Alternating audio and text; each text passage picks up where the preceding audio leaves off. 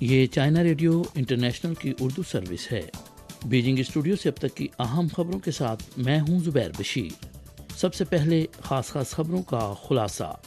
رواں سال کے پہلے 2 مہینوں میں وسطی اور مغربی چین میں درآمدات و برآمدات کے حجم میں 12.1% کا اضافہ۔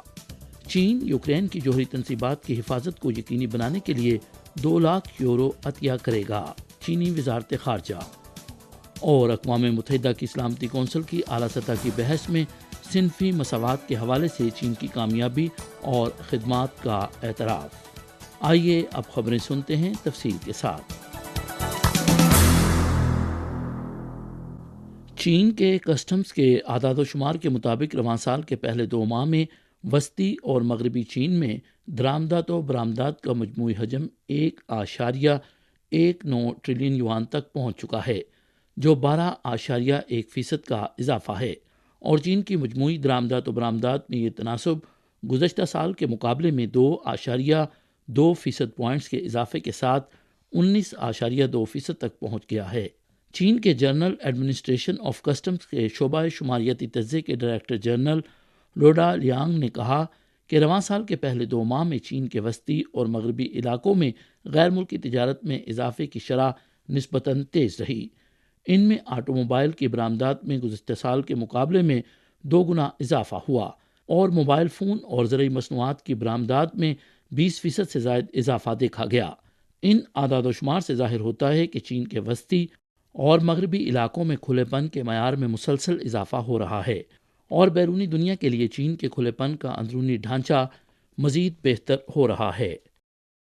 8 مارچ کو چین کی وزارت خارجہ کی ترجمان ماؤننگ نے معمول کی پریس کانفرنس میں شرکت کی۔ اس موقع پر ایک رپورٹر کے سوال پر کہ ویانا میں چین کے مستقل مشن کے سفیر لی سونگ نے 6 مارچ کو بین الاقوامی جوہری توانائی ایجنسی کی کونسل میں اعلان کیا کہ چین یوکرین کی جوہری تنصیبات کی حفاظت کو یقینی بنانے کے لیے 2 لاکھ یورو عطیہ کرے گا، کیا آپ اس کی تفصیلات پر روشنی ڈال سکتی ہیں؟ ماؤننگ نے کہا کہ چین نے ہمیشہ جوہری سلامتی کو بہت اہمیت دی ہے اور جوہری سلامتی کے شعبے میں بین الاقوامی تعاون کے لیے فعال طور پر پرعزم ہے۔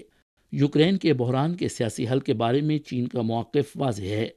کہ چین پرامن جوہری تنصیبات پر مسلح حملوں کی مخالفت کرتا ہے اور پرامن جوہری تنصیبات کی حفاظت اور سلامتی کو فروغ دینے میں بین الاقوامی جوہری توانائی ایجنسی کے تعمیری کردار کی حمایت کرتا ہے۔ چین کی جانب سے بین الاقوامی جوہری توانائی ایجنسی کے ذریعے یوکرین میں نیوکلیئر سیفٹی اینڈ سیکیورٹی کے لیے ٹیکنیکل اسسٹنٹ پروجیکٹ کے لیے 2 لاکھ یورو عطیہ کرنے کا فیصلہ یوکرین کی جوہری تنصیبات کی حفاظت کو مضبوط بنانے کے لیے ایجنسی کی کوششوں کی حمایت کے لیے کیا گیا ہے۔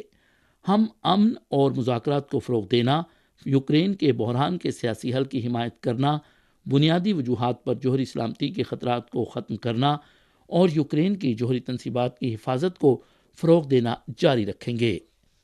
6 مارچ کی سپہر کو کمیونسٹ پارٹی آف چائنا کی مرکزی کمیٹی کے جنرل سیکرٹری شی جن پنگ نے چائنا ڈیموکریٹک کنسٹرکشن ایسوسی ایشن اور federation of industry and commerce کے ارکان سے ملاقات کی۔ اس موقع پر انہوں نے اظہار خیال کیا۔ ان کا کہنا تھا کہ نجی صنعتوں اور کاروباری اداروں کو نئے ترقیاتی تصور پر عمل کرتے ہوئے اعلیٰ معیار کی ترقی کا راستہ اپنانا ہوگا۔ انہوں نے نجی سرمایہ کاری کی حوصلہ افزائی کی کہ وہ ملک کے اہم منصوبوں بلکہ صنعتی چین اور سپلائی چین کے اہم منصوبوں کی تعمیر میں شرکت کرے، تاکہ نجی صنعتی ادارے قومی ملکیت کے صنعتی اداروں کے ساتھ مل کر عوام کی مشترکہ خوشحالی کی سماجی ذمہ داریاں اٹھا سکیں۔ نجی معیشت چینی طرز کی جدید کاری کی ترقی میں ایک بہت اہم کردار ادا کرتی ہے۔ واضح رہے کہ چینی نجی کاروباری اداروں کی تعداد 2012 میں 10.857 ملین سے بڑھ کر 2022 میں 47 ملین سے زیادہ ہو گئی۔ نجی معیشت کے پیمانے اور طاقت میں تیزی سے اضافے نے چین کی معاشی طاقت میں تاریخی چھلانگ کو مؤثر طور پر فروغ دیا ہے۔ 7 مارچ کو چین کی ریاستی کونسل کی خواتین و بچوں کی کمیٹی کی ڈپٹی ڈائریکٹر لین آئی نے اقوام متحدہ کی سلامتی کونسل کی اعلیٰ سطح کی بحث میں صنفی مساوات کے حوالے سے چین کی کامیابیوں اور خدمات کا تعارف کروایا اور عالمی برادری سے خواتین کے امن و تحفظ کے ایجنڈے کا وعدہ پورا کرنے کے لیے زیادہ سے زیادہ سرمایہ کاری کرنے اور دنیا میں صنفی مساوات نیز خواتین کی ترقی میں نیا محرک پیدا کرنے کی اپیل کی۔ چین کا کہنا تھا کہ 23 سال پہلے سلامتی کونسل نے قرارداد نمبر 1325 کی منظوری دی، جس نے خواتین اور امن و سلامتی کے تعلقات کی دوبارہ وضاحت کی۔ چین کا کہنا تھا کہ چین صنفی مساوات کو فروغ دیتا ہے اور خواتین کو حقوق دیتا ہے۔ چینی طرز کی جدیدیت کے آگے بڑھنے کے عمل میں چینی خواتین کی حالت میں بڑی تبدیلیاں آئیں اور ان کی خوشحالی اور سلامتی کے احساس میں مسلسل اضافہ ہو رہا ہے۔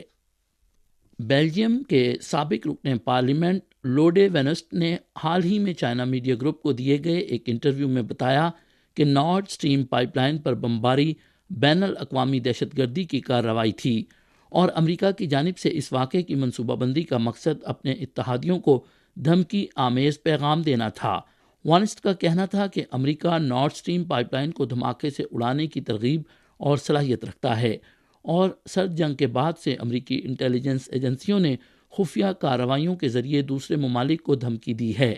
اور نارڈ سٹریم پائپ لائن پر بمباری امریکہ کی جانب سے دوسرے ممالک کو دیا گیا دھمکی کا پیغام ہے۔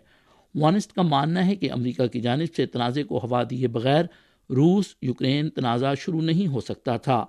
امریکہ کے اکسانے اور براہ راست شرکت کرنے کی بدولت روس یوکرین تنازع کی صورتحال مکمل طور پر قابو سے باہر ہوئی۔ انہوں نے واضح طور پر کہا کہ روس یوکرین تنازع پر یورپی ممالک کی موجودہ پالیسیاں اور رویے یورپی عوام کی خواہشات کی نمائندگی نہیں کرتے، کیونکہ یورپی عوام کی اکثریت امن چاہتی ہے۔ 7 مارچ کو بین الاقوامی خیراتی ادارے سیو دی چلڈرن کی جانب سے جاری کردہ رپورٹ کے مطابق یورپی یونین میں شامل 1/4 بچوں کی تعداد کو غربت کے خطرے کا سامنا ہے، یعنی یورپی یونین کے خطے میں تقریباً 20 ملین بچے غربت کی سطح کے قریب زندگی گزار رہے ہیں۔ اعداد و شمار کے مطابق جرمنی میں 23.5%، اٹلی میں 29.7% اور اسپین میں 33.4% بچوں کو غربت کے خطرے کا سامنا ہے، جبکہ رومانیہ میں یہ تعداد 41.5% تک پہنچ چکی ہے۔ سیو دی چلڈرن ایسوسی ایشن کا کہنا ہے کہ یورپ میں ہونے والے بحران نے بہت زیادہ گھرانوں کی معمول کی زندگیوں کو متاثر کیا اور انہیں بچوں کی پرورش اور خوشحالی کے لیے ضروری چیزوں سے محروم کر دیا ہے۔ روس یوکرین تنازع شروع ہونے کے بعد یورپ نے امریکہ کی پیروی کرتے ہوئے روس پر متعدد پابندیاں عائد کیں، لیکن ان پابندیوں کے باعث یورپ کی معیشت بھی مسلسل دباؤ میں آئی اور مہنگائی کی وجہ سے عوام کے رہنے کی لاگت میں فوری اضافہ ہوا۔ یورپی مرکزی بینک کی صدر لگارڈ کا کہنا تھا کہ زیادہ مہنگائی سے یورپ کی معیشت کے مختلف شعبوں میں عوام، خاص کر کم آمدنی والے خاندانوں کی زندگی پر شدید اثرات مرتب ہوئے ہیں۔ ماہ جنوری میں یورپی یونین کے ایک سروے سے معلوم ہوا کہ خطے میں 90% سے زائد باشندے رہنے کی لاگت میں اضافے سے پریشان ہیں، جبکہ تقریباً نصف افراد کی رائے تھی کہ اس نے زندگی کو متاثر کیا ہے۔ مقامی وقت کے مطابق 6 مارچ کو جنوبی کوریا کی حکومت نے دوسری جنگ عظیم کے دوران جاپان میں جبری مشقت کے متاثرین کے لیے معاوضے کے مسئلے کے حل کا اعلان کیا، جس میں فیصلہ کیا گیا کہ جنوبی کوریا کی وزارت انتظامی سلامتی کے تحت ایک کنسورشیم جاپانی کمپنی کی طرف سے معاوضے کی ادائیگی کے لیے فنڈز جمع کرے گا، جو متاثرہ لیبر کلیم کیس میں مدعا علیہ تھی۔ اس منصوبے کے جاری ہوتے ہی اسے جنوبی کوریا میں رائے عامہ کی شدید تنقید اور مخالفت کا سامنا کرنا پڑا ہے۔ جنوبی کوریا کی سب سے بڑی حزب اختلاف کی جماعت یونائٹڈ ڈیموکریٹک پارٹی نے حکومت کے اس منصوبے کو سفارتکاری میں ہتھیار ڈالنے کی مثال قرار دیا اور کہا کہ یہ شرم کا دن ہے۔ 7 مارچ کو جبری مشقت کے متاثرین کا گروپ اور متعدد شہری گروپس سیول میں جمع ہوئے اور انہوں نے واضح طور پر جنوبی کوریا کی حکومت کی جانب سے جاری تیسری پارٹی کے معاوضے کے منصوبے کو قبول کرنے سے انکار کیا۔ ساتھ ہی انہوں نے جاپانی حکومت سے مطالبہ کیا کہ وہ جنگی جرائم پر خلوص دل سے معافی مانگے اور جبری مشقت کے متاثرین کو براہ راست معاوضہ ادا کرے۔ ریلی میں شامل ارکان کا کہنا تھا کہ جاپان کو معافی مانگ کر معاوضہ دینا چاہیے، لیکن حکومت کی جانب سے معافی مانگے بغیر اس طرح کے ذلت امیز انداز میں معاوضے کی پیشکش کرنا غیر مقبول ہے۔ یہ تھیں چائنا ریڈیو انٹرنیشنل کی اردو سروس سے اب تک کی اہم خبریں۔